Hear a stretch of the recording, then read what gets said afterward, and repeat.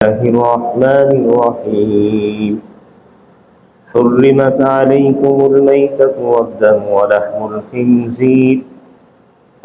الخنزير وما أهل لغير الله به والمنخنقة والموقوذة والمتردية والنطيحة وما أكل السبع إلا ما ذكيتم وما ذبح على النصب وأن تستقسموا بالأزلام ذلكم فسق اليوم يئس الذين كفروا من دينكم فلا تخشوهم واخشون اليوم أكملت لكم دينكم وأتممت عليكم نعمتي ورضيت لكم الإسلام دينا فمن اضطر في مخمصة غير متجانف لإثم فإن الله غفور رحيم صدق الله العظيم الحمد لله আল্লাহ তাআলার ফজল ও করম মেহেরবানি আল্লাহ আমাদেরকে দর্সে কোরআনের মজলিসে বসার তৌফিক দিয়েছেন। কালিমাতুশ শুকর আদায় করি আলহামদুলিল্লাহ।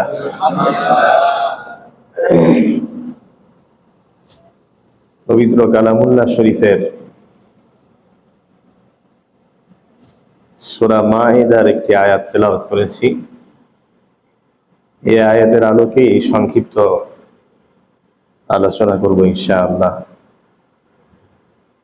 সূরা মাঈদার শুরুর দিকের আয়াত ৩ নম্বর আয়াত, এর শেষ অংশটি প্রসিদ্ধ। শুরুর অংশটি সাধারণত আলোচনা কম হয়।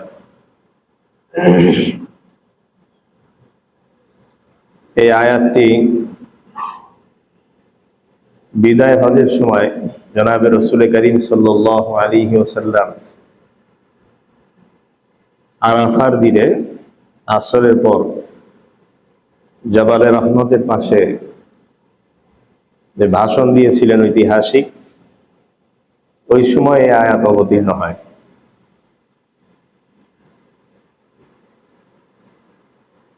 এবং সূরা মাঈদায় সর্বশেষ নাজিলকৃত সূরা। এই আয়াত নাজিল হওয়ার পরে আল্লাহ রাসূল মাত্র ৮১ দিন জীবিত ছিলেন। অল্প কিছু আয়াত নাজিল হয়েছে এই সূরার পরে। তো বিধিবিধানের দিক থেকে, আহকামের দিক থেকে সর্বশেষ নাজিলকৃত এই সূরা। এবং এই সূরার যে বিধানগুলো আছে এগুলো চূড়ান্ত, পরবর্তীতে আর এই বিধানগুলো রহিত হয়নি। এজন্য তাফসীরের কিতাবের মধ্যে আসছে আল মাঈদাতু মিন আখিরি সুওয়ারিল কুরআন তানজিলান। নাজিল হওয়ার দিক থেকে সূরা মাঈদা কোরআনে কারীমের সর্বশেষ দিকে নাজিল হয়েছে। ফাআহিল্লু হালালাহা, সুতরাং এর যে হালাল বিধান রয়েছে এগুলো তোমরা চিরস্থায়ীভাবে হালাল মনে করো। ওয়াহাররিমু হারামাহা, আর যে বিধানগুলো হারাম করা হয়েছে এগুলো আর হালাল করার কোনো সুযোগ নেই, চূড়ান্তভাবেই তোমরা হারাম হিসাবে জানো। হযরত জুবাইর রাদিয়াল্লাহু আনহু আম্মা জান আয়েশার কাছে আসলেন। আম্মা জান আয়েশা জিজ্ঞাসা করলেন, তুমি কি সূরা মাঈদা পাঠ করো? তিনি বললেন, হ্যাঁ, এটি আমি পাঠ করি। আম্মা জান আয়েশা বললেন তাকিদ দিয়ে যে এটি খুব বেশি বেশি পাঠ করো, কেননা এই সূরার মধ্যে যে বিধিবিধানগুলো আছে এগুলোর বিশেষ যত্ন করতে হবে। এই বিধানের উপর তুমি যত্নশীল হও। তো এই আয়াতটি যখন নাজিল হয়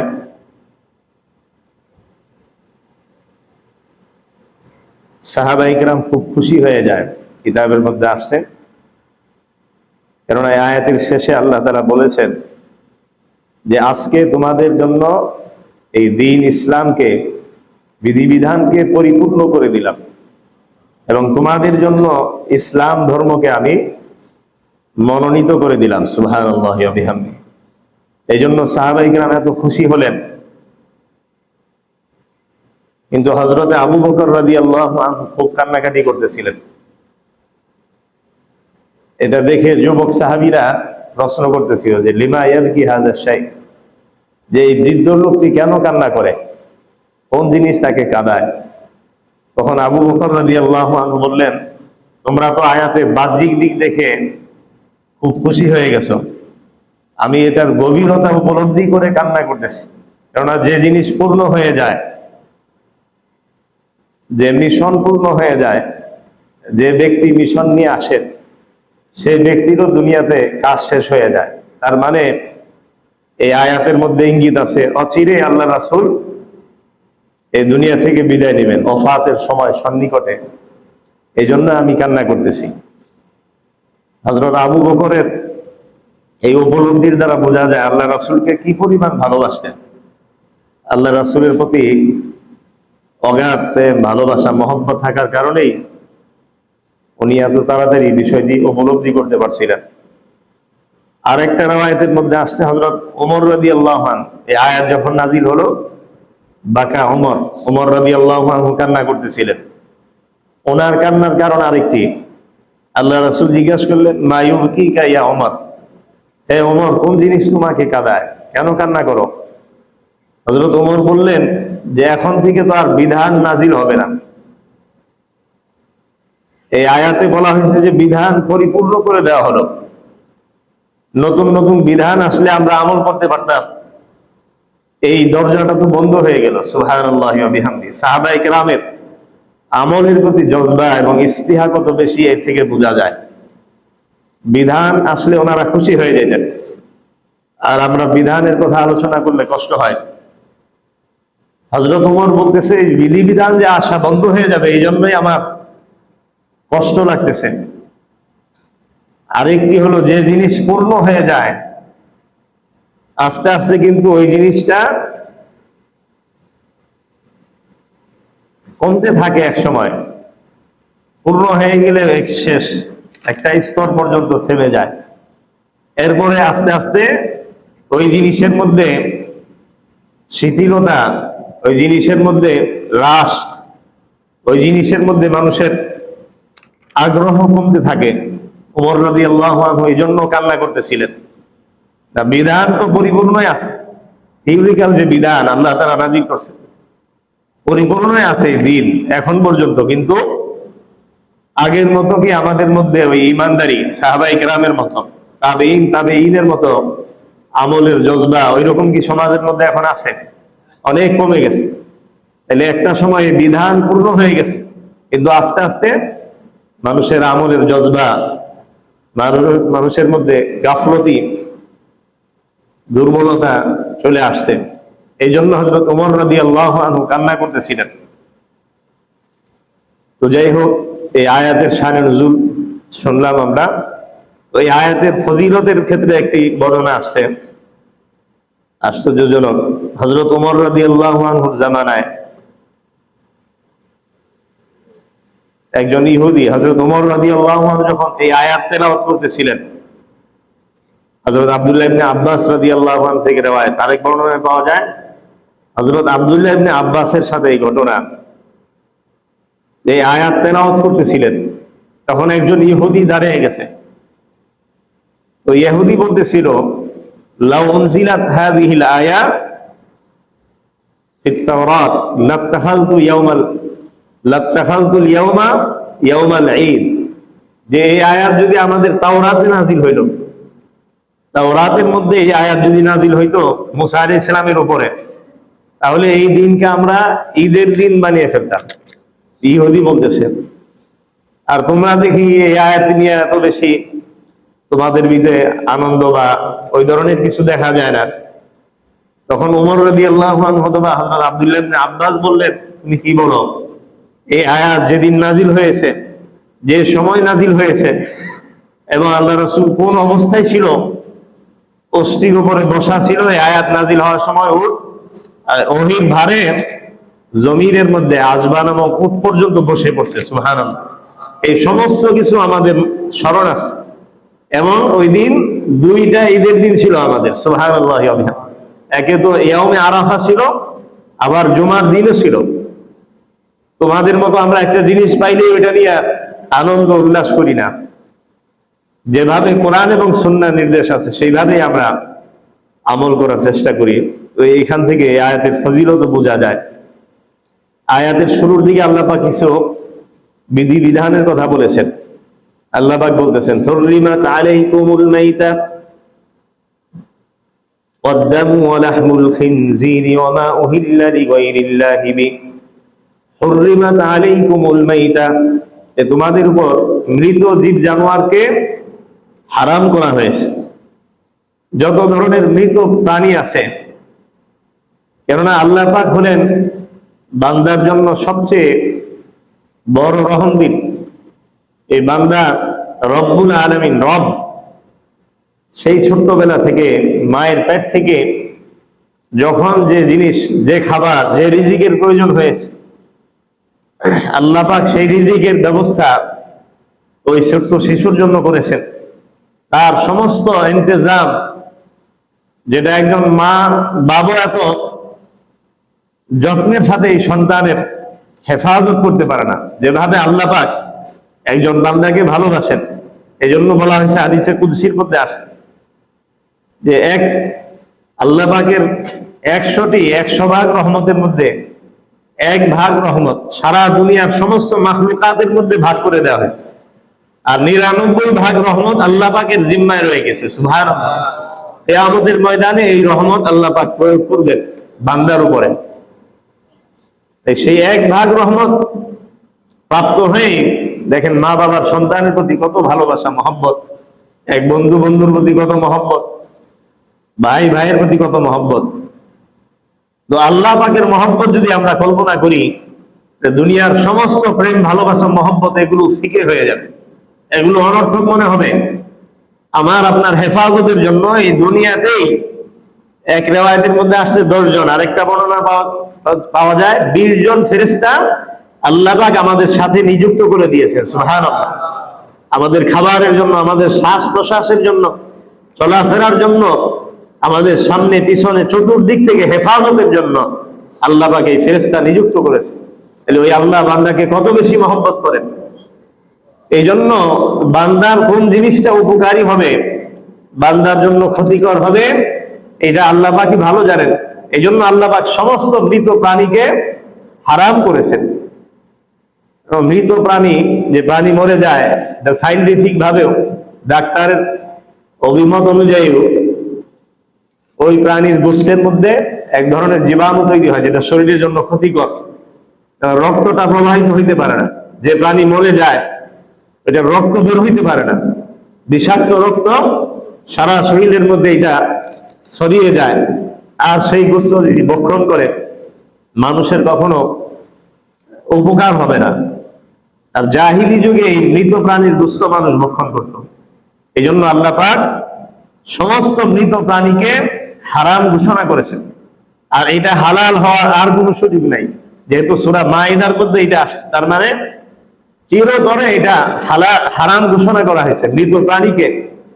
কিন্তু আফসোস, খ্রিস্টান নাসারাদের অনুকরণে আজকে মুসলমানরাও এই সমস্ত হারামের মধ্যে লিপ্ত হচ্ছে। হারাম প্রাণী তারা ভক্ষণ করতেছে, মৃত প্রাণী তারা ভক্ষণ করতেছে। এর দ্বারা সাময়িক হয়তো মজা পায়, কিন্তু আস্তে আস্তে তার শরীরের ভিতরে এমন ধরনের রোগ ব্যাধি, জীবাণু বাসা বাঁধবে যে সে কল্পনাও করতে পারবে। দুরারোগ্য ব্যাধিতে আক্রান্ত হয়ে যাবে। তবে একটি হাদিসের মধ্যে আসছে 2 ধরনের মৃত প্রাণীকে আল্লাহ পাক এই উম্মতের জন্য হালাল করেছেন। সুবহানাল্লাহি ওয়া বিহামদিহি। উহিল্লাত লানা মাইতাতান আস-সামাকু ওয়াল জারাদ। 2টা মৃত প্রাণী, একটি হলো মাছ আর একটি হলো টিড্ডি। মৃত মাছ এটা আমাদের জন্য খাওয়া হালাল করেছেন আল্লাহ পাক, শুকর আদায় করি আলহামদুলিল্লাহ। আর একটি হলো আল জারাদ, এটা ওই ফড়িং এর মতো, ফড়িংই বলে। আপনার ধান খেতে দেখা যায়, আমরা ছোটবেলায় খেলা করতাম, ঘোড়া ঘোড়া বলতাম, সবুজ রঙের যে ফড়িং ধান খেতে থাকে, এটাকে বলে জারাদ, টিড্ডি। আরব অঞ্চলে একটু খুব বেশি হয়, ধান খেয়ে ফেলে, বিভিন্ন ফসল খেয়ে ফেলে।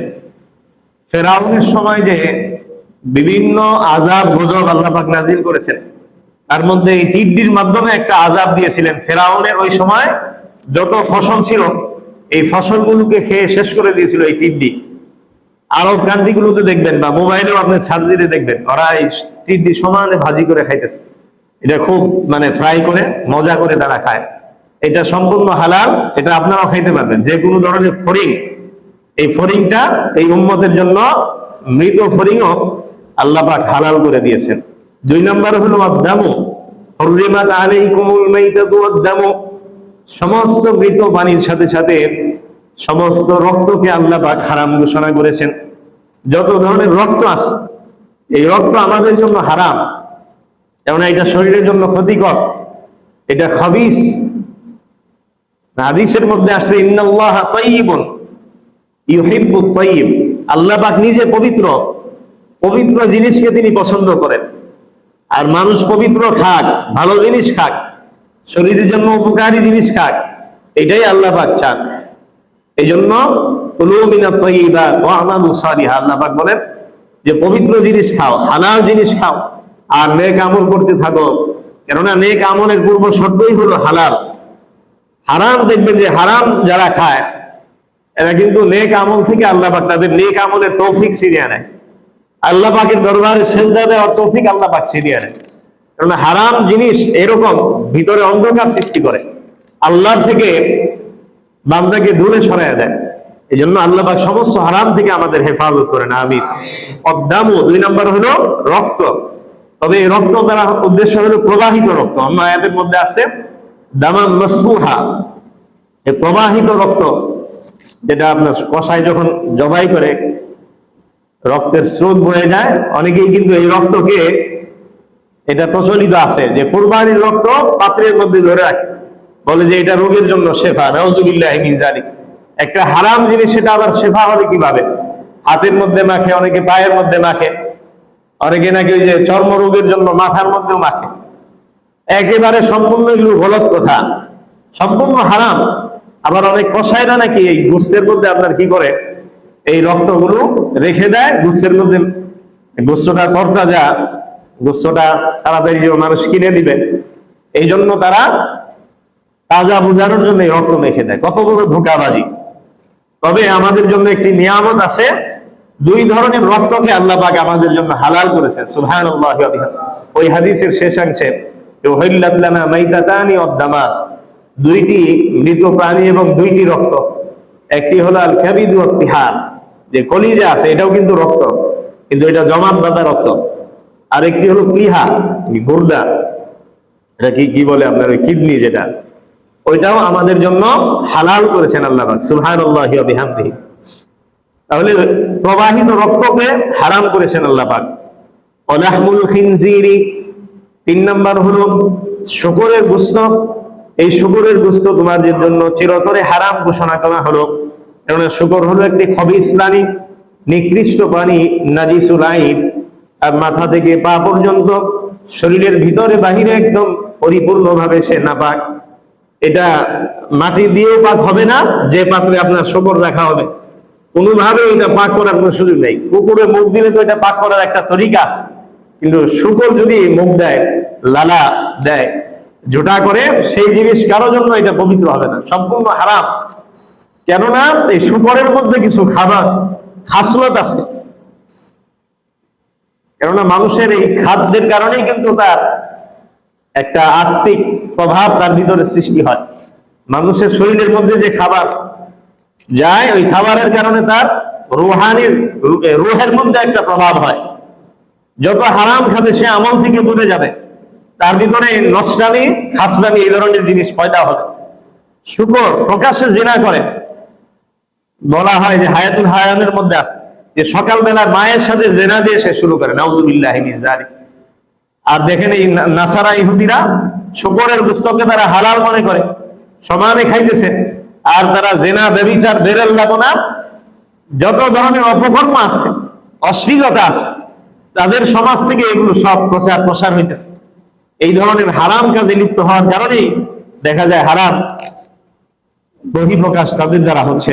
আল্লাহ পাক এই সমস্ত হারাম গোশত থেকে, ভক্ষণ করা থেকে আমাদের হেফাজত করেন। অনেক এলিট শ্রেণী নাকি এখন এই শুকরের গোস্ত খাওয়া শুরু করেছে। আজকে পেপারে দেখলাম যে কুকুর এক জায়গায় ধরা পড়ছে, যে বাহিরে ওই দিন দেখলাম প্রায় 200টি ঢাকা শহরের রেস্টুরেন্টের একটা লিস্ট দিয়েছে আপনার ভোক্তা অধিদপ্তর, যে এই সমস্ত হোটেলগুলোতে রেস্টুরেন্টে আপনার হারাম কুকুরের গোস্ত বিক্রি করা হয়। এই জন্য সাবধান বাহিরে খাবার খাওয়ার ক্ষেত্রে। নিজের একটু মজা পাওয়াকে কন্ট্রোল করতে হবে, নফসানিয়াতকে কন্ট্রোল করা, যত বেশি বাহিরে কম খাওয়া যায়। নিজের ঘরে হালাল খাবার, সেটা মজা কম হইলেও এটার ভিতরে রুহানিয়াত আছে, খাবারের মধ্যে রুহানিয়াত আছে।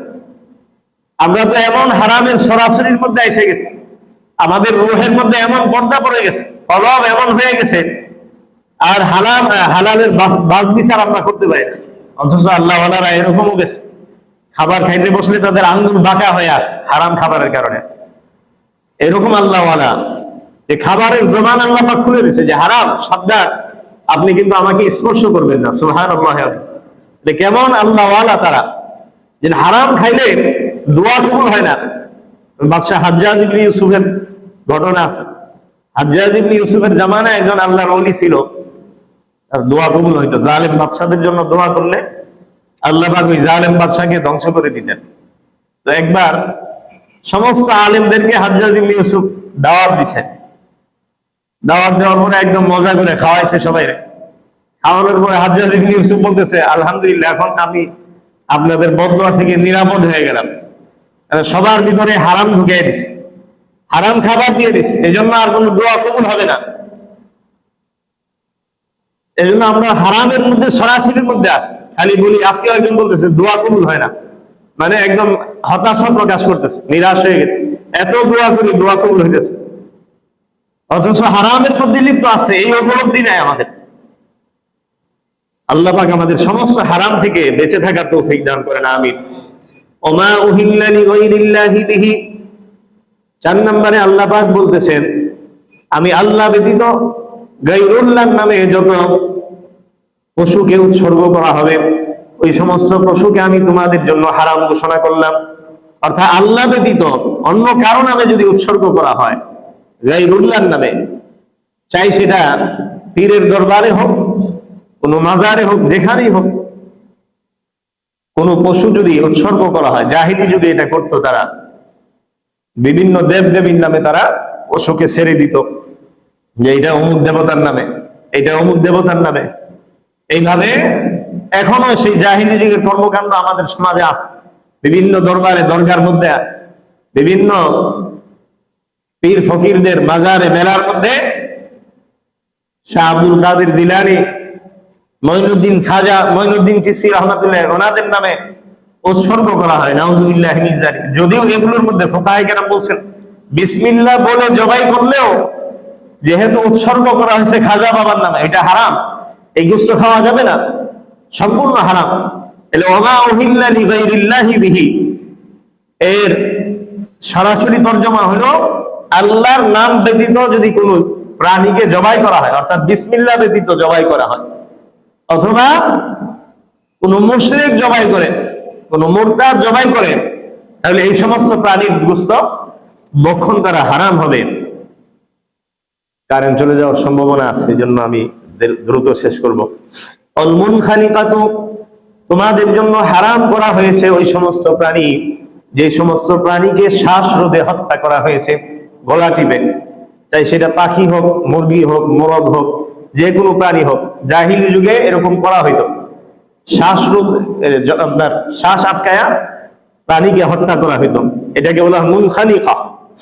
অল মাউকুযাতু, ওই সমস্ত প্রাণী ধারালো অস্ত্র ছাড়া আঘাত দিয়ে যে প্রাণীগুলোকে হত্যা করা হয়েছে, ওই ধরনের প্রাণী তোমাদের জন্য হারাম করা হয়েছে।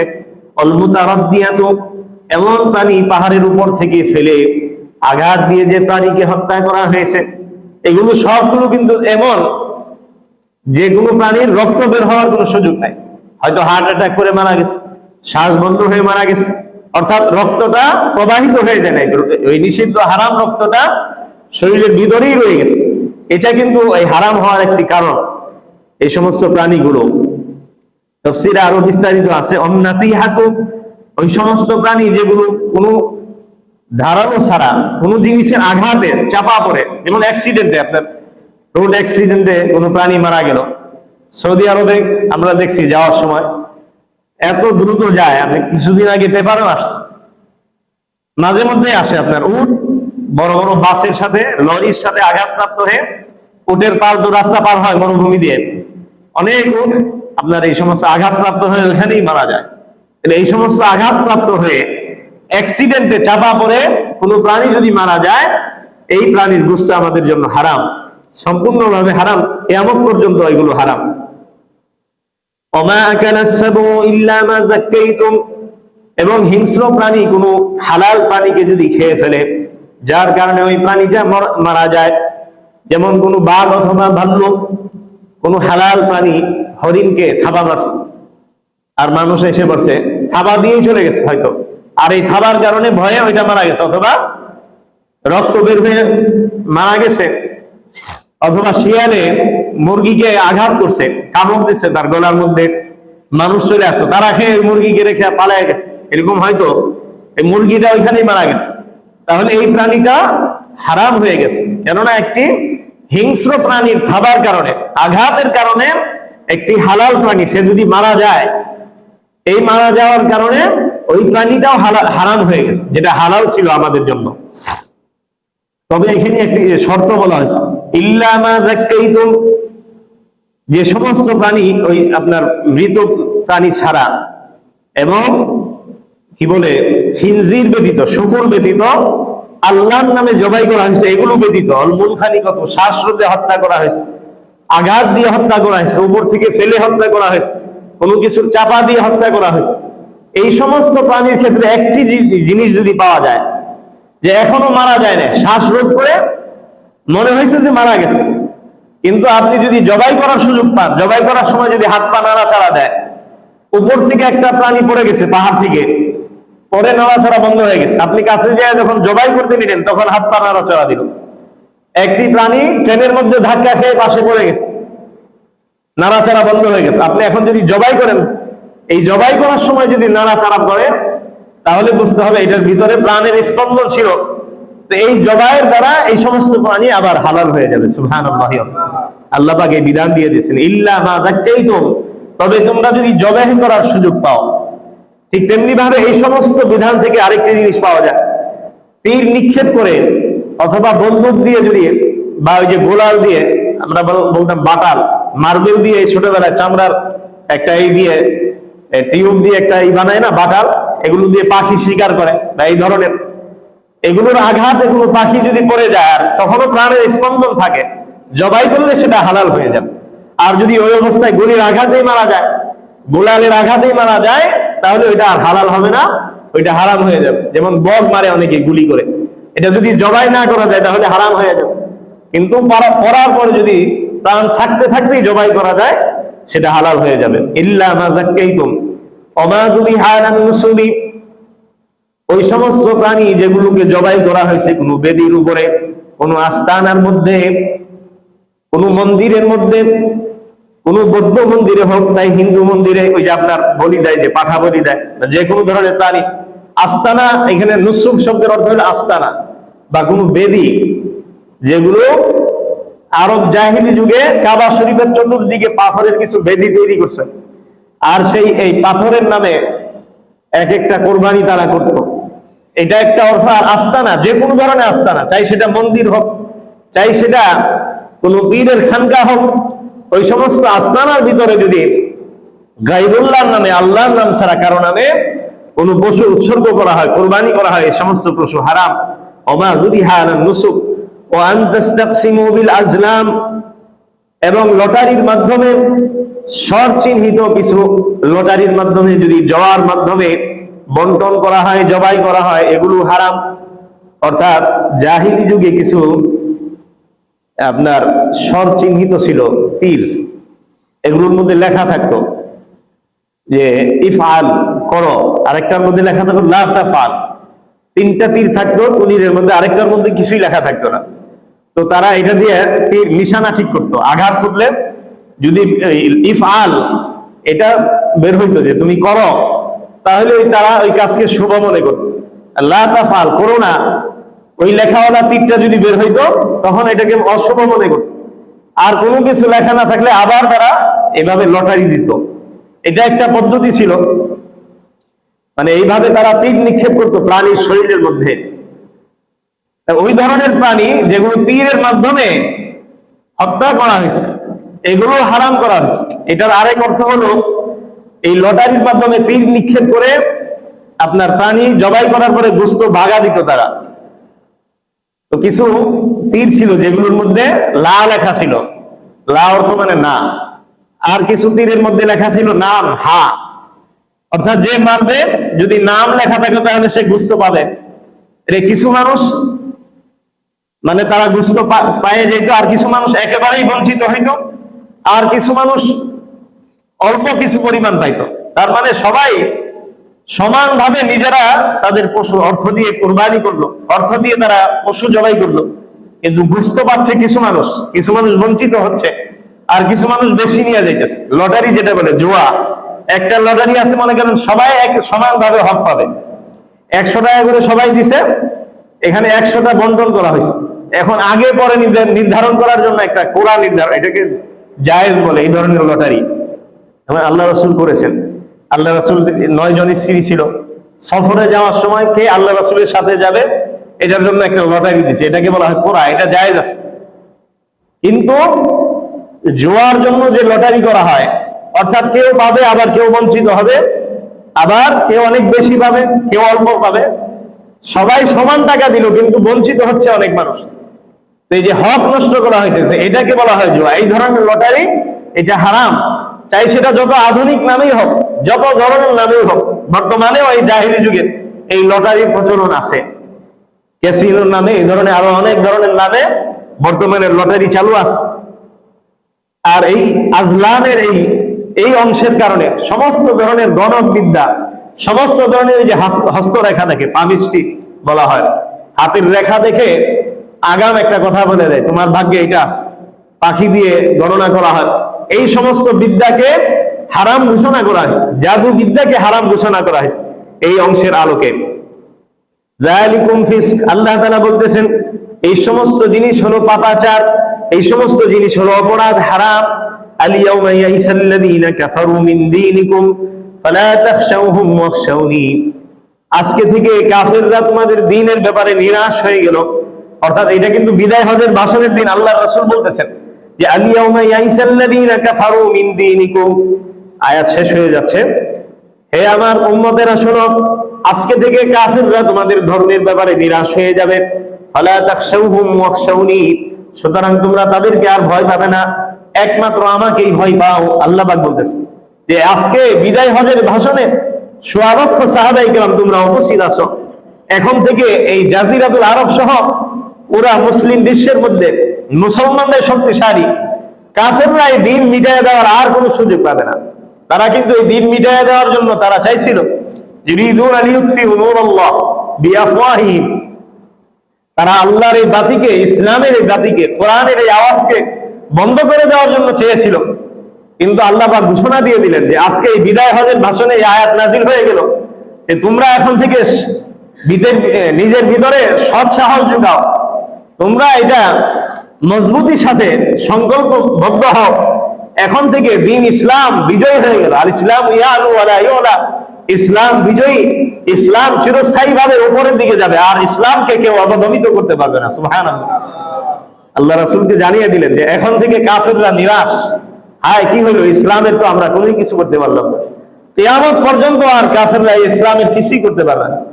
যদিও এখন আপনার অত্যাধুনিক সমরাস্ত্র, টাকা পয়সা, যুদ্ধাস্ত্র যাই বলেন, আধুনিকতার দিক থেকে কাফেররা এগিয়ে আছে, মুসলমানরা দুর্বল অবস্থায় আছে। কিন্তু আপনি যদি আদর্শিক ভাবে দেখেন, ইসলামই হলো একমাত্র ধর্ম যার কাছে আজও পর্যন্ত কোন ধর্ম টিকে নাই, এর সামনে অন্য ধর্মের সাথে এটা তুলনাও চলে না, অন্য কোন ধর্মই না, ইসলামই একমাত্র এমন ধর্ম আদর্শিক ভাবে অন্য সমস্ত ধর্ম ইজম যার সামনে সারেন্ডার করেছে।